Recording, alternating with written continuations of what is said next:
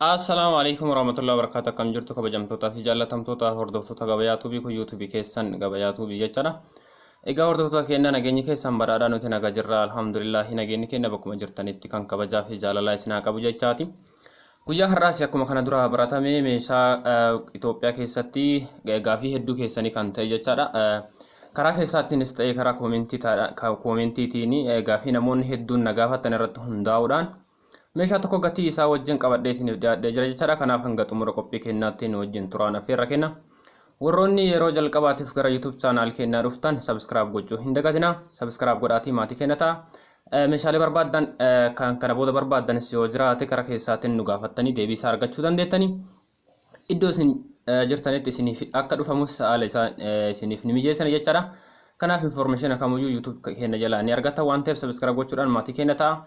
Viidiyoolee keenya daawwadhaa hiriyoota keessan biraan gahuuf share godhaa like godhaatiin jajjabeessaa isiniin jedha. Kanaaf amma hanga xumura qophii keenyaatti nu wajjin turaa isiniin jedha.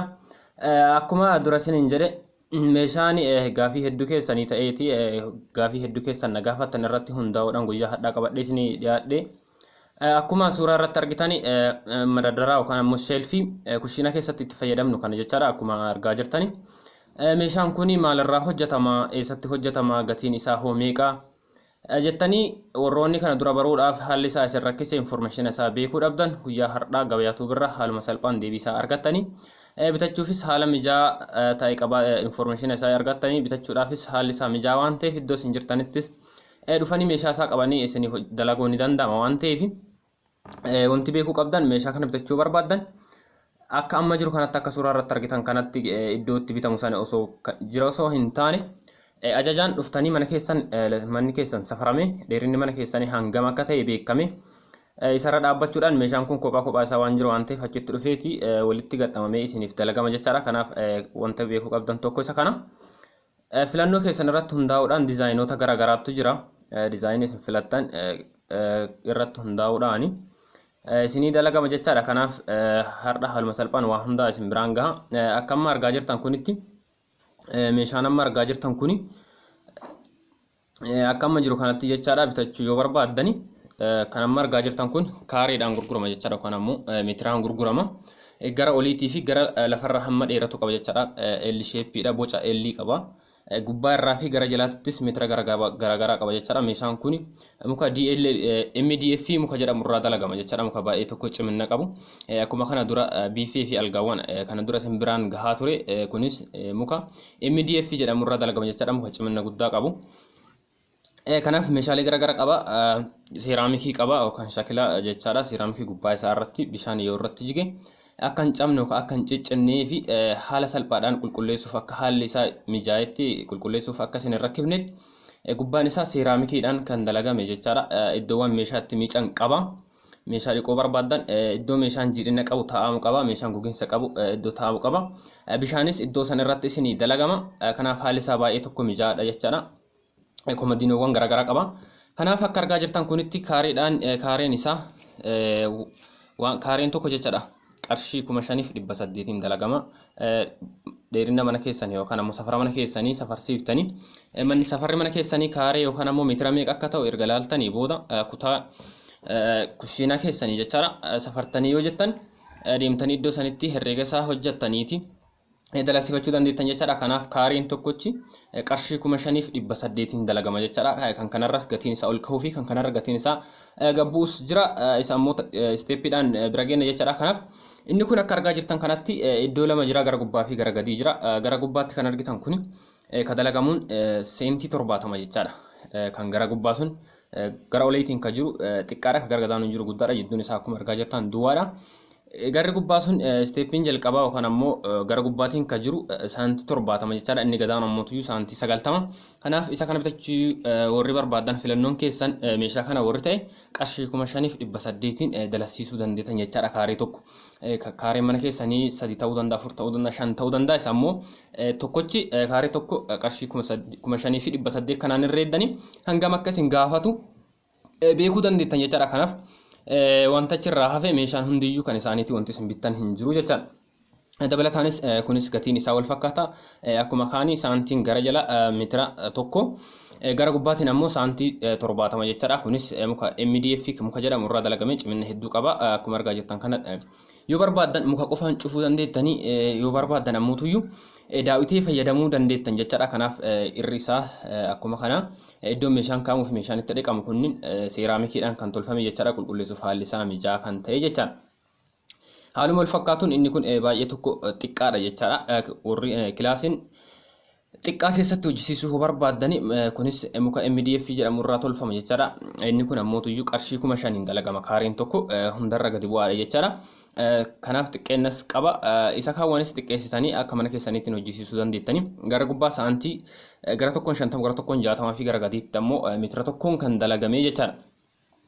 Kanaaf baay'ee tokko bareeda akkuma argaa jirtan mana kana keessatti akka argaa jirtan kana balbala mana isaaniitiin wal fakkaataa isinis halluu barbaadan filattanii dalasiisuu dandeettan jechaadha. Irra caalaatti wanta isin biraan gahuu barbaade ammoo dizaayina isaa akka filattaniif jechaadha. Dizaayina kanneen keessaa filattanii dizaayina kanaan alas yoo qabaattanii fedhii keessan irratti hundaa'uudhaan qabattanii bifa kanaan yookaan ammoo dizaayina kanaan nuuf haa dalagamu jettan fedhii keessan irratti hundaa'uudhaan dizaayina isin filattan sanii isinii dalagamuun ni danda'ama jechaadha. Inni kunis baay'ee tokko bareeda mukarraa kan dalagame gara gubbaattis gara jalaattis akkuma argaa jirtan kana qaba jechaadha. Muka MDF irraa dalagame walakkaa isaa irra seeraamikii laxxafamee jira jechaadha. Inni kunis iddoo bishaanii jiru jira. Bishaanis achirratti hojjetama. Iddoo meeshaatti miicamu jira. Kan ammoo meeshaa haala isaa haalatti fayyadama isaa anarra beektan jedheetii yaada. Kanaaf information isaa isin biraa yoo gahe kunis gara gubbaatiin saantii 70 gara gadiitiin ammoo saantii 90 jechaadha. Isa kanas qarshii 5,800 yoo qopheessitan kaaree takka herrega qarshii 5,800tiin dalasiifachuu dandeettanii jechaadha. Egaa hordoftoota keenya viidiyoo keenya hanga dhumaa yoo hordoftan information hedduu argachuu dandeettanii. Kana boodas meeshaalee garagaraa isin biraan geenya jechaadha. Kanaaf haaluma isa fakkaatuun meeshaan kun ammoo kan amma argaa jirtan isaan kaawwan irraa baay'ee tokko adda jechaadha. Dheerinas qaba. Meetira tokkoon dalagame jechaadha. Guddaadha. Gara gubbaatiinis meetira tokko gara gadiittinis meetira tokko meeshaan irra dalagames MDF muka jedhamu irraa jechaadha. Kanaaf ammoo keessi isaas bal'aadha. Amma garaagarummaan meeshaan kun qabu irra caalaa keessa isaatiin bal'ina keessa isaatii jechaadha. Keessi isaas baay'ee tokko bal'aadha. Isa kana dalasiisuu warri barbaadanii qarshii 6,200 dalagama jechaadha. Kaareen tokko herrega kanaan dhooftanii hamma mana keessanii safartanii beekuu dandeettan jechaadha. Kanaaf warri filannoon keessan meeshaa kana ta'e kaareen tokkochi qarshii 6,200 hojjisiisuu kan ammoo dalasiifachuu dandeessan jechaadha. Kanaaf haala kanaan isinii laxxafama jechaadha yookaan mana keessan irratti kun akka amma argaa jirtan kun warroota yeroo sana laxxafamu tasa ta'e bira dhaquudhaan suuraa isaa kan argadhi jechaadha. Kunini mana keessan irratti akkanatti laxxafama bilooniidhaan kan laxxafamu cabuu fi yookaan ammoo luqqa'uu hin danda'u jechaadha. Of eeggannoodhaan isinii laxxafama mana keessan irratti. Haala kanaan hojjetama jechaadha. Meeshaan amma ogeessa malaxxafaa jiru kan amma argaa jirtan kun yoo xumurame bifa kanaan xumurama jechaadha. Meeshaa baay'ee tokko bareeda aspiraan kunoo iddoo meeshaan itti miicamu qaba. Meeshaa iddoo lama qaba. Asitti miicanii gara kaanis iddootti qulqulleeffamuu qaba jechaadha. Kanaaf gubbaa isaa irri akkuma dura isiniin jedhe seeraamikiidhaan kan dalagame. Kanaaf baay'ee tokko bareedaa bal'innas qaba. Isa kanas hojjisiifachuu warri barbaadan qarshii 5,000 yoo qopheessitan kaareen tokkochi herrega qarshii 5,000tiin jechaadha. Haaluma salphaan dalasiifattanii itti fayyadamuu dandeettanii meeshaa baay'ee tokko bareedaadha jechaadha. Bifa kanaanis jira. Kunis qarshii 5,800tiin dalagama. Bal'inni isaa akkuma kana dura isiniin jedhe gara gubbaa saantii 70 fi gara gadii saantii 90 jechaadha. Isa duratti isinitti himeen wal fakkaata. Munni isaas akkuma isiniin jedhe cimina qaba. Kanaaf iddoowwan kunoo komodiinoon argaa jirtan kana isin fedhii keessan irratti hundaa'uudhaan mukaan cufuu baattanii daawwitees gochuu dandeessan jechaadha. Kun filannoo keessan irratti hundaa'a. Gatii irratti garaagarummaa inni uumu hin jiru jechaadha. Kanaaf qarshii 5,800 yoo qopheessitan haala isin barbaadaniin isinii dalagamuu ni danda'a jechaadha. Inni kunis haala kanaan dalagama jechaadha. Inni biraa ammoo meeshaa kana baay'ee tokko cimina qaba. Qarshii 4,800tiin dalagama jechaadha. Inni kunini gatiin isaa kaawwan irra fooyya'aadha. Gubbaan isaa irri iddoo meeshaan kaa'ameeru kunniin seeraamikiitu jira jechaadha. Qulqulleessuuf akkuma dura isiniin jedhe haalli isaa baay'ee tokko mijaa'aadha jechaadha. Warri dalasiifachuu barbaadan mana keessan safartanii gatii qarshii 4,800 amma isiniin jedhe kana bilbiltanii bilbila isaanii fuula iskiriinii irratti kan amma argaa jirtan kana bilbiltanii dhufaniitiin isinii dalaguu ni danda'an jechaadha. Inni biraas meeshaa kana jechaadha. Kunis meeshaa baay'ee tokko bareeda. walitti isa gubbaatti fi isa jalaas walitti siisuu dandeettan jechaadha. Akka kun amma dalagame kanatti sun fedhii keessan irratti hundaa isa kana dalasiisuu barbaadan herreega kaareen tokko qarshii 5,800tiin manni keessan safaramee isinii dalagamuu ni danda'a jechaadha. Halluu barbaadan fayyadamuu dandeettan jechaadha. Kun akkuma amma asirratti argaa jirtan halluu alaabaa abbaa gadaa dibamee jira jechaadha. Baay'ee tokko bareeda. Gara asaanuun ammootu lafarraa ka'ee hanga gubbaa gaa jechaadha. Haala kanaanis hojjisiisuu dandeettani. Kun ammoo waliigaltee keessanii fi kan ogeessa meeshaa kana hojjetu gaafata jechaadha. Isa kana hojjisiisuu barbaadan halluu kana wajjin yookaan halluu barbaadan fayyadamtanii akkasiin hojjetamuu barbaadan qarshii 5,800 yoo qopheessitan haaluma salphaan dhufanii mana keessan dhufanii isin hojjechuu ni danda'ani. Meeshaan guutuun isaan bira jira. Isa qabanii dhufaniitiin mana keessan irratti isin hojjechuu danda'an jechaadha. Akkuma dura isiniin jedhe.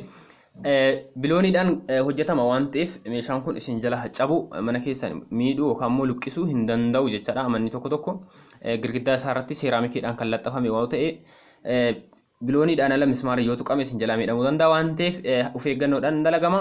Kanaaf alaabaa abbaa gadaa akka amma argaa jirtan kanatti baay'ee tokko bareeda. Isin halluu barbaadan halluu alaabaa barbaadanii fayyadamtanii isinii dalagamuu ni danda'ama jechaadha. Qalamiin isarra jiru kunis baay'ee yeroo gabaabaatti kan irraa luqqa'u miti. Kanaaf odeeffannoon keenya guyyaa har'aa qabannee isiniif dhiyaannee bifa ammaa hordofaa jirtaniin haala amma isin biraan gahaa turre kanaan kan isinii dhiyeessan jechaadha. Egaa gabayaa tuubii yeroo hundayyuu gaaffii keessan irratti hundaa'uu fi meeshaalee ofii kennaa beekuu qabdan jennee itti yaadni hundaa isin biraan kan geenu ta'a jechaadha. Isin ammoo miseensa keenya ta'uun yookaan ammoo maatii keenya ta'uudhaan yuutuubii keenya yerootti yoo hordoftan wanta gaaffii isinitti ta'e kamuyyuu deebii isaa haala salphaan as keessaa argattan isiniin jedha. Kanaaf odeeffannoon guyyaa har'aa qabadhee isiniif dhiyaadhe kanaan gammaa hordofaa turtanii. Odeeffannoo wajjin an Ibraahimii kanaaf hanga viidiyoo biraatti walitti deebinutti nagaan nuuf tura. Nageenyi keenya bakkuma jirtanitti isin haa qaqqabu. Wanta gaaffii isinitti ta'e kamuyyuu karaa keessaatiinis ta'e gara koomentiitiin nu gaafadha deebii isaa haaluma salphaan isinii geessuu dandeenya jechuudha. Asirratti wanti biraa wanti isin beekuu qabdan meeshaalee qofa osoo hin taane odeeffannoowwan garaagaraa haala yeroo irratti hundaa'ee fi haala biizinasii biyya keessatti maal hojjechuun akka bu'a qabeessa isin taasisu isin biraan geena jechaadha. Warroonni wanta akkasiis gaafachuu barbaadan karaa keessaatiinis ta'e gara jalaatiin koomentiitiin nu gaafachuu dandeettanii. Kanaaf hanga viidiyoo biraatiin walitti deebinutti nagaan nuuf tura. Nageenyi keenya bakkuma jirtanitti isin haa qaqqabu.